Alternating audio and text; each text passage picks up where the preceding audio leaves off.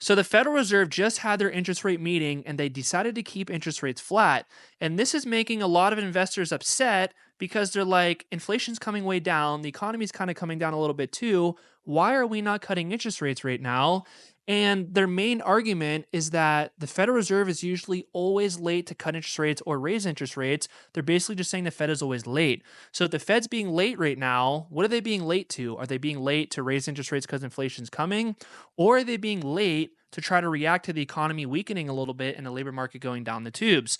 I think it's mostly the latter, which is the economy is weakening a little bit, the labor market's weakening a little bit, but Jerome Powell at the Federal Reserve is being stubborn and not cutting interest rates. So why is he not cutting and what does he know that we don't know? Let's break it down in this video here. So what's up guys, I'm Brandon, and if you're new here, welcome, nice to meet you. I talk about the stock market, no BS, no fluff of what's going on right now, how I capitalize in my couple $1 million account, and exactly what you guys should do too to capitalize also. So coming back to this Jerome Powell thing, he kept interest rates flat. People are upset. They want him to cut. I get it, because when interest rates get cut, that's usually like jet fuel for the stock market. Because think about it. If you're a company that has to borrow money to stay alive, you're going to be able to borrow at a lower interest rate if we cut interest rates. Of course, that makes sense.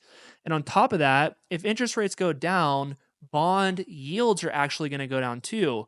And when bond yields go down, what does that mean for the stock market? Well, just think about it. The bond market is considered to be the risk-free rate of return, and the stock market's considered to be the risky rate of return. So bonds and stocks are competing with each other to attract investor money. And because the stock market is more risky, you are expected to have to get a higher return in the stock market to attract investor money.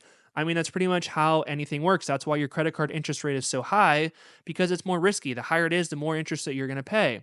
So the more risky that an investment is, the higher the return that you should expect, but also the more downside that you should expect also. So for a bond to fail, like the risk of a bond, it's like the US government would have to fail. And it's very unlikely that they do. And if they do, honestly, the world has bigger problems. So right now, the 10-year bond yield is roughly 4.5%. So if the Fed cuts interest rates, the bond yield is probably going to go down. And when that bond yield goes down from 4.5 to 4 to 3 to 2, whatever it decides to go down to, investors are not going to be as excited to put their money into a bond because, yes, it's a risk free return, but it's like if inflation's 2% a year and the bond's only giving you 2% a year, also, you're just barely keeping pace with inflation, even before accounting for taxes that you have to pay on your distributions for the bond. So, investors aren't going to be too attracted to a bond. But right now, the bond yield, like I said, is 4.5% at a time that we have tariffs, at a time that we have uncertainty, at a time that we have the Iran and Israel stuff, at a time that market valuations are a little bit high. That 4.5% bond yield doesn't really look too bad right now. But once things clear up, the World War III doesn't actually happen, the tariffs get resolved, and market valuations, either the earnings go way up to justify the valuation or stock prices come down, people are going to be more willing to put their money into the stock market.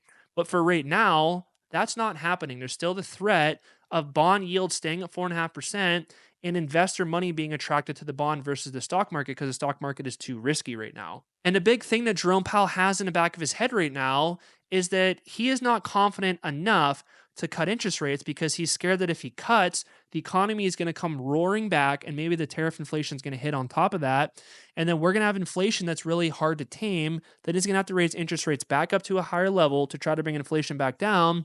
And the Fed is going to lose a little bit of credibility. And he doesn't want that. He wants to be stable. And he's talking time and time again how the economy is strong and the labor market's strong too. And we could sustain higher interest rates for a little bit longer period until we get more clarity on what we should do with interest rates. So right now we're kind of in this holding pattern of just waiting for something to break, waiting for inflation to break higher or lower, and then waiting for the economy to break higher or lower.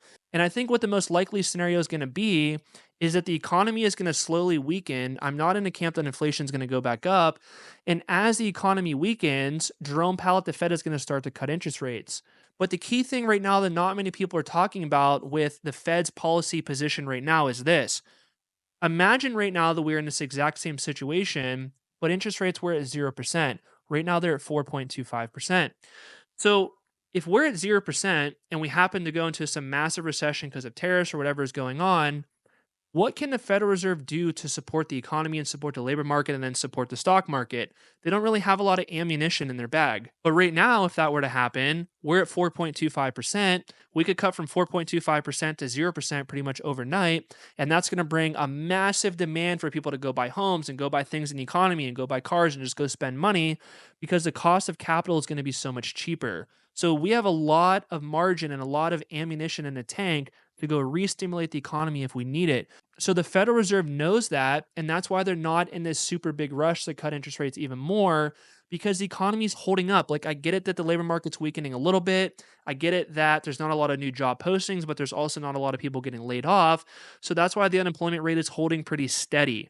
But the thing about it is there's low liquidity in the labor market right now, and Jerome Powell was talking about this, where it's like if we do see an influx of people getting laid off, there's not going to be enough jobs to take those people. And when there's not enough jobs to take those people, the unemployment rate's going to go way up. And then when there's the people that don't have jobs, they're not going to go spend money. They're not going to go buy a car. The economy is going to go down the tubes and we'll probably have some sort of recession. So it's a very, very fine line that the Federal Reserve is walking right now, where they're like, we don't want to cut interest rates too much because we don't want to bring back inflation. But at the same time, we don't want to be too high for too long on interest rates and cause a recession. So right now they're just taking a wait and see approach. And honestly, if I was Jerome Powell, I'd probably do the same thing, but I would be leaning towards doing more interest rate cuts. And, they're signaling that we're going to have two interest rate cuts for 2025 and one interest rate cut for 2026. So if we're pretty much guiding that we're going to get 75 basis points of interest rate cuts, we're pretty close to the terminal rate. We're pretty much close to the end game interest rate that we're going to go down to. It's not like we're at 10% right now and we're expecting to go down to 3%. We're at 4.25%, expecting to go down to 3.5%. So because we're so close, it's like, does Jerome Powell really even matter that much? Like, does the 75 basis points, which is 0.75 of 1%, does that really matter that much in the economy to boost earnings per share, to make demand come back, to make people want to go buy houses, to make people want to buy cars? Like, yes, it does make a difference, but it's not going from like 10 to 3. It's not that big of a deal. So to simplify what I think that Jerome Powell is not really that much of a factor anymore because we're so close to the end game interest rate that it's like going down 75 basis points more, it helps a little bit, but it's not like we're going from 10 to 3 or whatever it may be. It's not that big of a distance. So we're pretty much there right now, and all the hype and euphoria and people freaking out on X and YouTube and Instagram, just ignore it. Only focus on the things that really move the needle for your portfolio. And if you want to watch a really good video that could move the needle for your portfolio, this is the exact blueprint and strategy how I scaled $1 million and how you could do it too. Watch this video right here. It's going to totally change your life on how to invest in a market with stocks and options. And I'll see you guys there.